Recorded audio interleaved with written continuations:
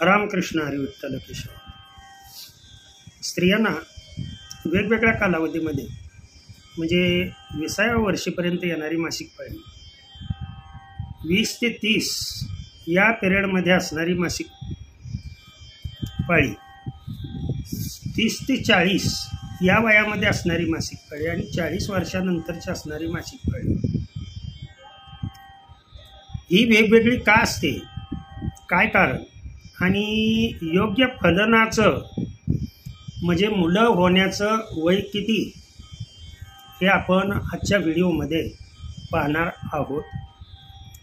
पहिली महत्त्वाची गोष्ट हे आहे, लक्षात ठेवा, भारतीय संस्कृतीमध्ये मासिक पाळी ही म्हणजे एक असणारा दोष किंवा अशुद्ध भावना ही जी आहे ती मनातून प्रथम काढून टाका.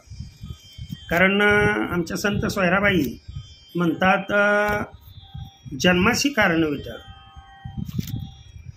जन्माशी कारणच विटाळ जर असेल तर तुम्ही हा विटाळ पाळून उपयोग काय आहे का? मुखी नाम न येते विटाळ, आलं का लक्षात?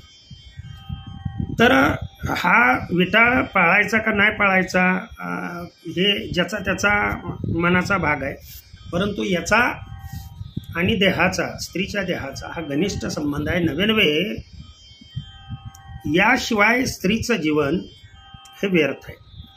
मग एवढं जर कळत असेल, याशिवाय स्त्रीचं जीवन जर व्यर्थ असं कळत असेल, तर स्त्रियामध्ये हे कायमस्वरूपी असणारं रजस्वला किंवा रजोवृत्त सर्कल, मेन्शुरल सायकल ज्याला म्हणतो, ते असणारच आहे. मग त्याच्यामध्ये शुभ आणि अशुभ हे पाळणं हे कितपत योग्य आहे हे तुम्ही ठरवा. तर मी अगोदर हे सांगतो की मासिक पाळी ही जरी मुलींना वयाच्या 12व्या ते 14व्या वर्षी जरी आपली भारतामध्ये, आता अमेरिकेचा विचार करायला गेलो तर अमेरिकेमध्ये जनरली 12 इयर्सला, परंतु याच वेळेला मासिक पाळी यावी असं अपेक्षित नाही. ती मासिक पाळी लवकर काय येते याची कारणं काय ते दुसऱ्या व्हिडिओमध्ये बघा. परंतु मासिक पाळी आल्यानंतर, पहिली मासिक पाळी आल्यानंतर 20व्या वर्षापर्यंत काय स्थिती असते, तर 20व्या वर्षापर्यंत ही मासिक पाळी रेग्युलर होण्यासाठी वेळ. त्यामुळं मुली ज्या आहेत कॉलेजमध्ये, त्यांनी आपला मासिक पाळी जर इरेग्युलर येत असेल, लक्षात ठेवा, आता येतच नसेल तर मग थोडीशी अवस्था बिकट आहे, आलं का लक्षात? वर्ष 2-2 वर्ष, 6-6 महिने, 3-3 महिने जर येतच नसेल किंवा आर्ली येते किंवा उशिरा येते असं जर होत असेल, लक्षात ठेवा, तर मग मात्र काहीतरी डिफेक्ट असू शकतो. परंतु जनरली व्हेरिएशन हे 20 वर्षापर्यंत, कमीत कमी 18 वर्षापर्यंत हे मासिक पाळीमध्ये व्हेरिएशन होतं आणि रेग्युलर अगदी टाईम टू टाईम मासिक पाळी यायला सुरुवात होते साधारण 20 वर्षाच्या पुढे. ते हे मासिक पाळीचं रेग्युलर चक्र, मग ते काही स्त्रियामध्ये 21 दिवसाचं असेल, काहीमध्ये 28 दिवसाचं असेल, काहीमध्ये 35 दिवसाचं असेल, हे रेग्युलर चक्र 30 वर्षापर्यंत चाललेलं असतं. आणि म्हणून हा जो पिरियड आहे, लक्षात ठेवा, या कालावधीमध्ये मुलीचं लग्न होणं हे अपेक्षित आहे. शिक्षण करत करत अगदी 18 वर्ष पूर्ण झाल्यानंतरच मुलीचं लग्न व्हायला पाहिजे असं काही नाही, परंतु या वर्षामध्ये किंवा त्याच्या अगोदर 20 वर्षाच्या अगोदर जी मासिक पाळी अनियमित होते त्याला कारण असतं हार्मोनल चेंजेस. आणि ज्या वयामध्ये हार्मोन्स चेंज होतात तिथे लक्षात ठेवा, त्या डिसीजला स्पेशली नाव आहे अडल्शन डिसीज. म्हणजे माइंड हे स्थिर नसणं, चंचल असणं, अचानक भीती निर्माण होणं, अचानक घाबरणं किंवा मोठ्यांदा ओरडणं, विनाकारणच भांडणं करणं, वगैरे वगैरे, म्हणजे मन डायव्हर्ट होतं या कालावधीमध्ये 20 वर्षापर्यंत. मात्र 19-20 वर्षाच्या पुढे तिथेच या 20 वर्षापर्यंतच मुलींना वाईट सवयी किंवा अत्याचाराच्या बळी बऱ्याच मुली पडतात. आपला तो विषय नाही आजचा.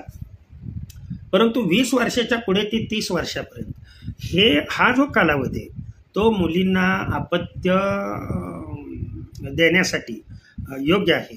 म्हणून अगदी स्पष्ट मनाने, निर्मळ मनाने मी सर्व मुलींना सांगू इच्छितो की आपलं लग्न या कालावधीत कुठंतरी 24-25-30 वर्षाच्या आतमध्ये व्हावं, की जेणेकरून आफ्टर मॅरेज लाईफ आहे ते आपलं कुठल्याही प्रकारचं धोकेदायक लाईफ बनू नये.